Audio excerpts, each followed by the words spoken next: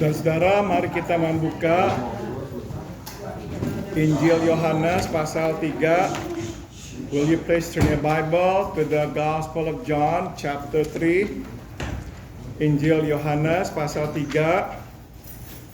Kita akan membaca satu ayat saja, yaitu ayat 30.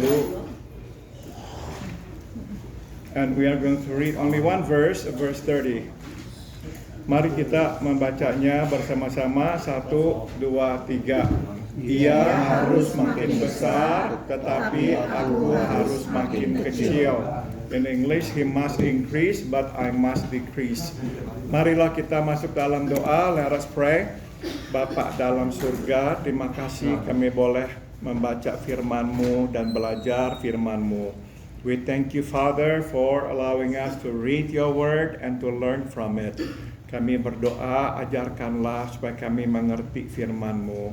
So we pray, please teach us your word so we'll understand it. Dalam nama Tuhan Yesus kami berdoa. In the name of Jesus we all pray. Amen. Halaman 51 di selebaran yang ada di tangan saudara. Page 51. Mari kita mulai. Ayat ini sering disalahpahami orang. Okay, this verse is often misunderstood. Sudah tentu benar bahwa dalam melayani Tuhan, Yesus dan firman-Nya harus menjadi pokok pemberitaan kita. Tambahkan kata pemberitaan. Bukan perkataan, apalagi kepentingan kita sendiri. Ya. Of course, it is true that in serving Christ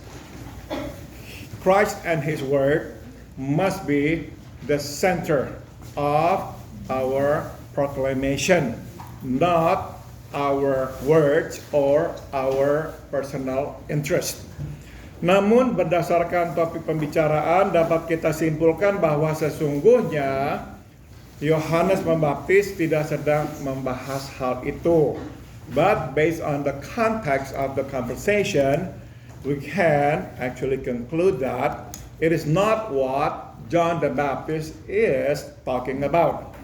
Sewaktu ia berkata, ia harus makin besar, tetapi aku harus makin kecil, ia tengah membicarakan tentang tugasnya. Tambahkan kata tugasnya yang telah selesai.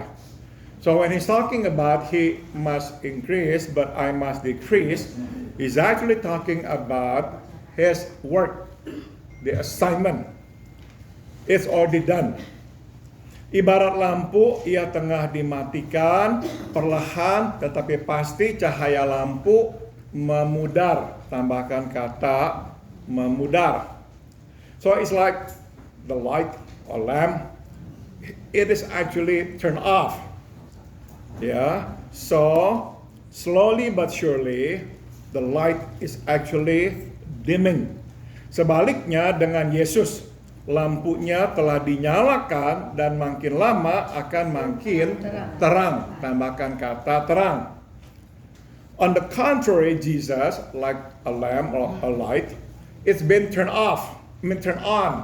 So he is getting brighter and brighter. Ia telah datang untuk memulai. Tambahkan kata memulai. Tugas yang diembankan Bapa di sorga. He has come to start off the assignment given by His Heavenly Father. Itu sebab saya suka dengan penerjemahan Eugene Peterson di dalam The Message. That's why I like the translation given by Eugene Peterson in The Message.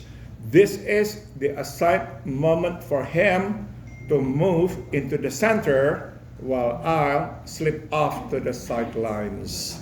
Dalam terjemahannya, Eugene Peterson berkata, inilah saat yang telah ditetapkan bagi dia, yaitu Yesus, untuk maju, berada di pusat, di tengah-tengah, sedangkan saya ke pinggir. Yohanes mengenal jelas siapa dirinya dan apa tugasnya dalam hidup ini. Ia tahu kapan memulai dan kapan mengakhiri, tambahkan kata mengakhiri. So you see, John knows himself clearly. He knows what his work or his assignment is in this life, and he knows when to start and when to end. Nah, ini pelajaran buat kita. So here's the lesson for us. Kita pun perlu mengenal jelas siapa diri kita dan tugas kita dalam hidup ini. We too must know who we are and what our assignment is in life. Kita adalah ciptaan Allah. Tambahkan kata ciptaan. So we are God's creation. Jadi kita adalah kepunyaan Allah. Therefore, we belong to God. That's our identity. We are God's creation. We belong to God. Nah, karena Allah adalah kasih, tambahkan kata kasih berdasarkan 1 Yohanes 4 ayat 8, maka tujuan penciptaannya adalah agar kita mengalami, tambahkan kata mengalami kasih dan kebaikannya. Because God is love, based on 1 John 4 verse 8, the purpose of creation, of His creating us, is for us to experience His love and goodness.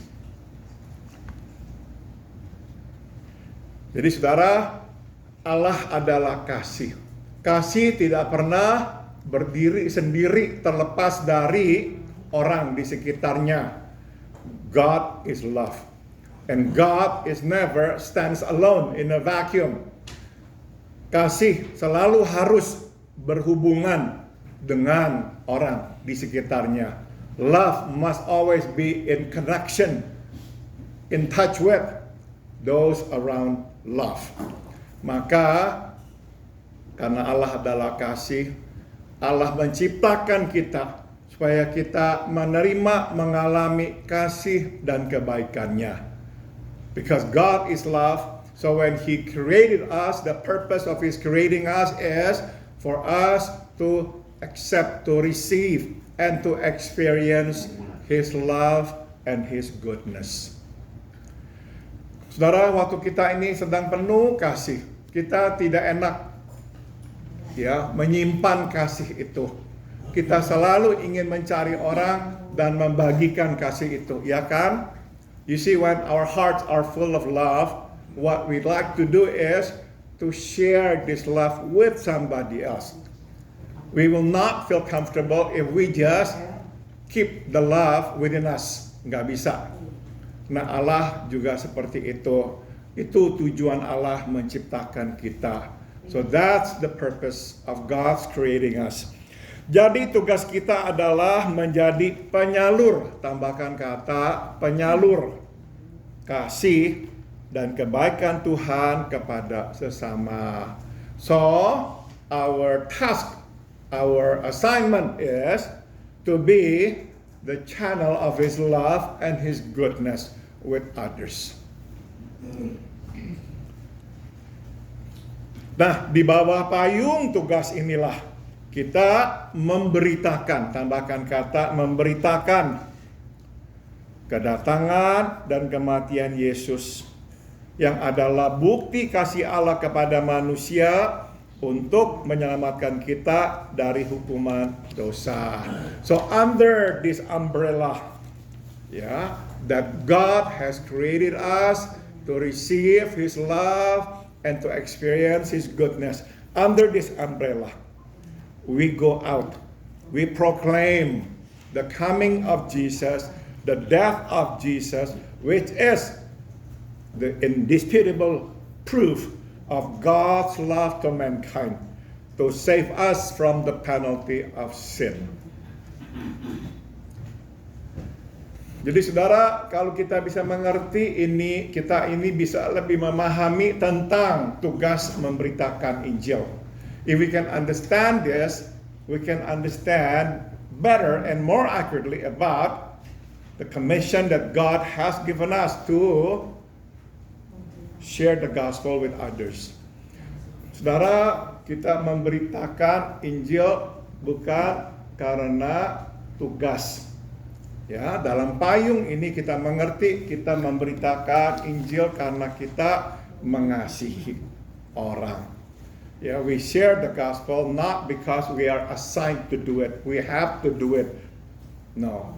We share the gospel because we love people. We want to share God's love with them. We want them to also experience the love and the goodness of God. Nah, coba kita lebih perdalam lagi. Let's narrow this down. Terlalu sering kita mendengar orang berkata bahwa kita harus bekerja, tambahkan kata bekerja, lebih giat buat Tuhan. Yeah, too often we hear people say, well, what I mean with people are usually preachers. They say, wow, you must work harder for God. You must work harder for God. Seolah-olah inilah identitas diri kita, pekerja Allah. Dan tujuan hidup kita bekerja buat Tuhan. As if this is our identity. That we are workers of God. Dan inilah tujuan hidup kita. To work for God. Jadi ini nih yang sering kali kita dengar, ya kan? Pendeta-pendeta termasuk saya jadinya berkhotbah, bekerja lebih giat, bekerja lebih giat, bekerja lebih giat. Seolah-olah ini siapa diri kita, identitas diri kita, bekerja Tuhan. Ini tujuanmu di dunia ini, bekerja buat Tuhan. Ya, as if this is the concept that God has told us to. This is our identity, workers of God. And this is the reason why we are here, to work for God. Konsep ini tidak tepat. This concept or understanding is not accurate. Ya sudah tentu baik, tidak salah, baik ya kita menjadi pekerja Tuhan dan bekerja buat Tuhan. Of course it is good for us to be workers of God and to work for God. Nothing is bad about it. But still, that's not actually the right idea, the right concept. Tuhan tidak menciptakan kita untuk bekerja baginya. God did not create us to work for Him. Enggak, saudara. Tuhan bukan sedang mendirikan sebuah perusahaan dan Dia sedang mencari siapa nih yang bisa jadi pegawai saya. Bukan. You see, God is not setting up a new company and trying to recruit people to work for Him. No. Ia adalah Allah pencipta dan pemelihara. Ia tidak memerlukan pekerja. God is the God of creation and He can sustain His creation. He does not need workers. Ia tidak pernah kewalahan karena terlalu banyak yang mesti dikerjakannya. God is never overwhelmed by, wow, too much that I have to do. Therefore, I need people to help me out. No. Kita akan bermitra dengan Roh Kudus menggenapi pekerjaan Tuhan di bumi, yaitu memberitakan bahwa Yesus adalah anak Allah dan juru selamat dunia. It is true that we will partner with the Holy Spirit to fulfill the work of God on earth, to proclaim that Jesus is the Son of God and the Savior of the world. That's true. Namun itu bukanlah tujuan, tambahkan kata tujuan, dan makna keberadaan kita di dunia ini. But still that is not the reason, the purpose of our presence here in this world. Kita diciptakan Tuhan untuk menjadi penerima, tambahkan kata penerima kasih-Nya. Untuk mengalami kasih dan kebaikan-Nya. We were created by God to be the recipient of His love, to experience His love and His goodness. Jadi itulah tugas kita, membagikan kasih dan kebaikan Tuhan. So that's our work, that's our job, to share the love and the goodness of God.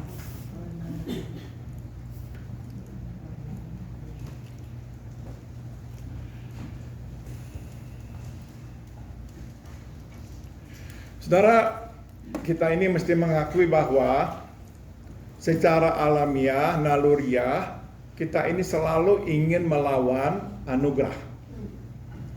What we must keep in mind is this. Instinctively and naturally, we want to actually fight off grace.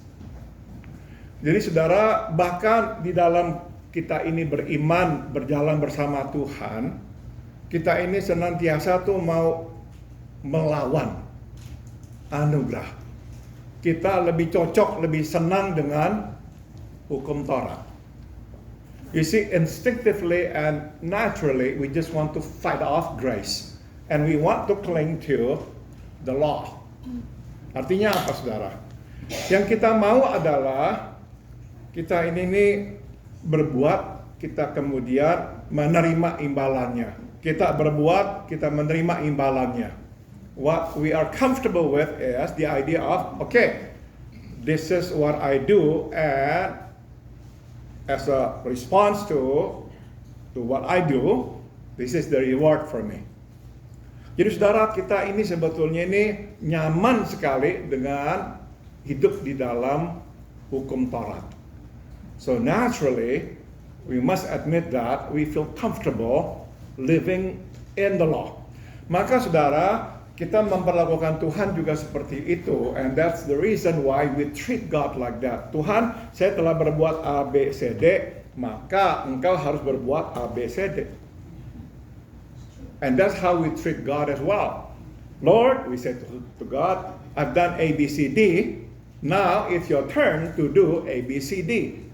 Nah, waktu kita udah A, B, C, D, Tuhan hanya di A, nggak ke B, nggak ke C, nggak ke D, kita panik. So when we have done A, B, C, D, and we see God stop at A, not moving to B or C to D, we are panicky. Atau justru kebalikannya, kita udah berbuat yang kita anggap baik, hidup sesaleh mungkin, kok ini yang Tuhan berikan kepada saya justru bukan yang baik, kok kesusahan. Or another story is that we sometimes hear, Lord, I've done all these good, but somehow you don't see it. And instead of rewarding me with that which is good, you reward me with something that is awful.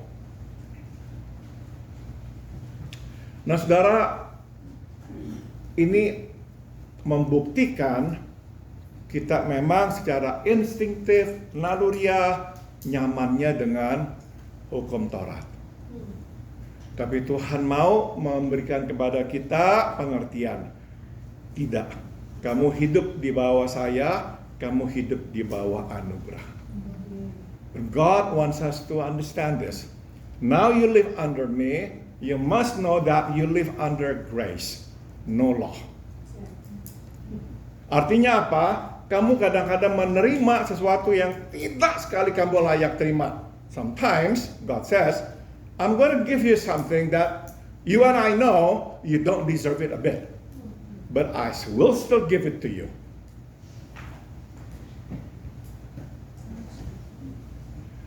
In the same token, kadang yang kita anggap tidak layak bukan saja terima yang baik, juga terima yang buruk. Kita kok menerima yang buruk ini, Tuhan, saya salah apa? Saya kurang apa? Kok kenapa engkau kok berbuat begini kepada saya? Yeah, we say to God, Lord, what's wrong with me? Or what's wrong with you? What have I done? I've done all this, but why did you do this to me? Inilah anugerah. This is what grace is all about. The concept of grace is 1 plus 1 is not 2. 1 plus 1 sometimes 5, but sometimes 1 plus 1 equals to 0. Ya. Nah, jadi saudara, ini yang Tuhan ingin kita belajar. Hidup dalam anugerahnya, mengalami kasih-Nya, meskipun kasih itu tidak selalu nampak jelas. We sometimes cannot recognize that there is the love of God behind this. We cannot, because we cannot see it. What we see is just something that is awful. But God wants us to know, look, trust me. Even though it is awful, yes, I understand that. But inside, if you look at it carefully, if you open your heart, you will see love. My love. Oke, mari kita lanjutkan. Berikut adalah pelajaran kedua yang dapat kita petik dari perkataan Yohanes ini. Here's the second lesson that we can glean from the words of John here. He must increase, I must decrease. Sebagaimana Yohanes tahu kapan ia mesti memulai dan mengakhiri peran dan tugasnya, kita pun mesti tahu kapan kita memulai dan mengakhiri tugas kita. Just as John knows when he has to start and when he has to end his work, we too must know when we should start and when we should end our work. Menjadi penyalur kasih dan kebaikan Tuhan adalah tugas umum kita semua. Ya, so to be a channel of God's love and goodness is the general assignment, general task for all of us. Namun dalam pelaksanaannya, Tuhan menempatkan kita di posisi, tambahkan kata posisi, dan waktu tertentu sesuai dengan karunia dan kesempatan yang diberikannya. So, in this application, to share the love of God and the goodness of God with others. In this application, God will put us in a certain position, in a certain place, and at a certain time, in accordance to His grace and the opportunity He gives us. Jadi artinya saudara, tugas umum kita membagikan kasih dan kebaikan Tuhan. Namun dalam pelaksanaannya, Dia menempatkan kita di posisi tertentu, di waktu tertentu untuk menjadi penyalur kasih dan kebaikannya. Ya. So the overall task is to be the channel of His grace and goodness. But specifically, God will put us in a specific place at a specific time according to His grace and the opportunity that He gives us. Sambung lagi, Tuhan menempatkan kita, tambahkan kata menempatkan kita di titik tertentu, tambahkan kata tertentu. God places us at a specific point in this life through a variety of situations and His calling through the Holy Spirit melalui Roh Kudus yang ada di dalam diri kita. Jadi Tuhan menempatkan kita di titik tertentu di dalam hidup ini lewat berbagai peristiwa dan panggilannya melalui Roh Kudus yang ada di dalam diri kita.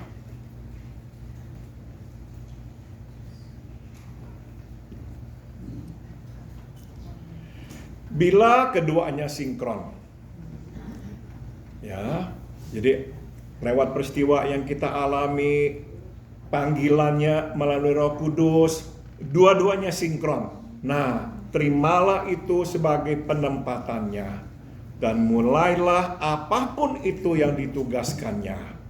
So if the two are consistent, the situations that we go through and His calling through His Holy Spirit in us, if the two are consistent, the same, accept it as God's placement, and just start doing whatever it is He asks us to do.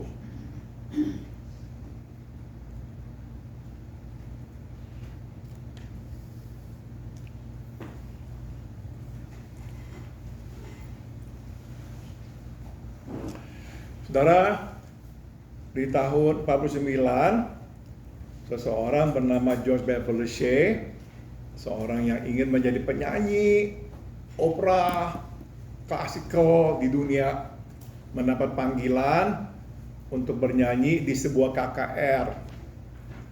Nah, dia itu udah ada rencana mau menjadi penyanyi karena dia dilatih sebagai penyanyi klasik ya. Tapi dipanggil oleh penginjil ini, muda, gak terkenal. Iya apa enggak, tolak apa terima. Of course he was confused. Should I accept this offer? Should I say no? Tapi dia berdoa. Dalam doa dia meyakini Tuhan berkata, sudah, jangan kamu kejar impianmu menjadi penyanyi itu. Udah, terima undangan ini menjadi penyanyi di KKR, di penginjil muda ini. Ya, through his prayer, he was convinced that God asked him to just let go of his dream to become a famous singer, but just go and join this young evangelist. So he did that. Dia tinggalkan karirnya sebagai penyanyi dan ikut penginjil muda ini. Penginjil muda ini mengadakan KKR, maunya saya lupa ya, 2-3 minggu aja di Los Angeles. KKR-nya berjalan sampai berbulan-bulan, setiap hari. The evangelistic meeting was meant to be only, I don't remember, 2 or 3 weeks, but it went on and on and on and on for months because people kept coming. People could not stop coming. So this young man sang and sang and sang every day for a few months. And that was the birth of the Billy Graham Crusade. And that young evangelist was Billy Graham. And George Beverly Shea became the main singer of the crusade. That's why he wrote that song, I'd rather have Jesus than anything. Itu adalah lagu yang menjadi kesaksian hidup dia. That's the testimony of his life. I'd rather have Jesus than anything. Nah, saudara, itu penempatan Tuhan buat George Beverly Shea. God's placement for him. Dan dia setia melayani sampai di akhir usianya. He served with Billy Graham Crusade, I don't remember ya, for 60 or 70 years. Dia meninggal di usia 100 berapa. He died at the age of 100 something. Yeah, at the age of 100, he was called. I was driving and I happened to be listening to this radio station, and the interviewer asked him, the radio host asked him, will you please sing over the phone? And he did. He sang. His voice was as beautiful as when he was like in his 30s. And at the time, he just turned 100. Ya. Nah, saudara, kalau peristiwanya dan panggilannya klop, udah terima. Ini penempatan Tuhan. Lakukan pekerjaan Tuhan. So if the situation that we are in and the calling from within are synchronized, are consistent, the same, identical, accepted as God's calling, God's placement, and just do it. Ya. Sambung, sama dengan itu Tuhan pun meminta kita mengakhiri peran dan tugas melalui pelbagai peristiwa dan suara, tambahkan kata suara Roh Kudus yang ada dalam diri kita. So similarly, God also sometimes asks us to end our work, the job, the assignment, through different situations and the voice of the Holy Spirit within us. Pada saat itu terjadi secara sinkron, terimalah itu sebagai kehendak Tuhan. Tambahkan kata kehendak. So when what we go through, the situations that we are facing, and the voice of the Spirit within us are the same, confirming one another, well, accept it as God's will. That means what? Stop here. Stop here. Mari kita akhiri, let's conclude. Salah satu kesalahan yang kerap kita perbuat adalah tidak memulai sewaktu Tuhan menyuruh kita untuk memulai dan tidak mengakhiri sewaktu Tuhan menyuruh kita untuk mengakhiri. So one of the mistakes that we often commit is we don't start when God tells us to start, and we don't end it when God tells us to end it. Bila itu yang kita lakukan, maka hasilnya adalah kekacauan. Tambahkan kata kekacauan. If that's what we do, the end result is usually chaos. Waktu Tuhan suruh kita mulai, kita nggak mau mulai, kita tunda, berantakan, jadi kacau. When God tells us, now you do it, start now, but we don't want to do it, well, chaos. Sama dengan itu, Tuhan berkata, udah stop, beri waktu, kesempatan kepada yang lain. Kita tidak mau, tetap kita lakukan, kungkungi semuanya. Kacau semuanya. The same thing, ya. God tells us, now it's time for you to retire. Stop. And then we say, no way, Lord, I want to go on. Chaos. Chaos. Ingat ya, contoh yang paling baik adalah siapa? Saul. Tuhan berkata, stop. Saul tidak mau stop. Apa hasilnya? Kekacauan. Makin hari dia makin jahat, bukannya makin baik. Ya, God told Saul, stop. Step down now. I have somebody else. After my own heart. He said, no way. Chaos. Number one, but number two, I think it is even more serious. He grew increasingly evil. So when he died, he was a much more evil man than when he started to become a king. Jadi saudara, ya kita mesti jadinya seperti Yohanes Pembaptis, tahu kapan mulai, tahu kapan stop. Sambung, kita mengalami kekacauan secara internal, ya kalau kita nggak ikuti Tuhan ya, yakni kalut dan tidak damai dengan diri sendiri. So if we don't start when God tells us to start, or we don't stop when God tells us to stop, what we usually experience is internal chaos. No more peace inside of us. Saul itu tidak ada damai, saudara.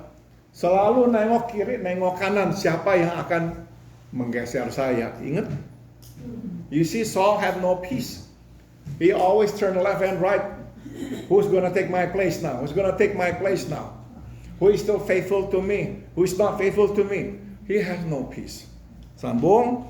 Dan juga kekacauan secara eksternal. Tambahkan kata eksternal, yaitu konflik dengan orang. and also external chaos. We have conflicts with everybody. Itu yang terjadi pada Saul ya, berantem terus sama orang. Jadi ini kesimpulannya, ada waktu naik ke arena, ada waktu turun dari arena. Tambahkan kata turun. So here's the conclusion. Well, there's time to go up to the arena, there's time to step down. Oke, sudah selesai. Ada yang mau tambah, mau kurangi, mau bertanya?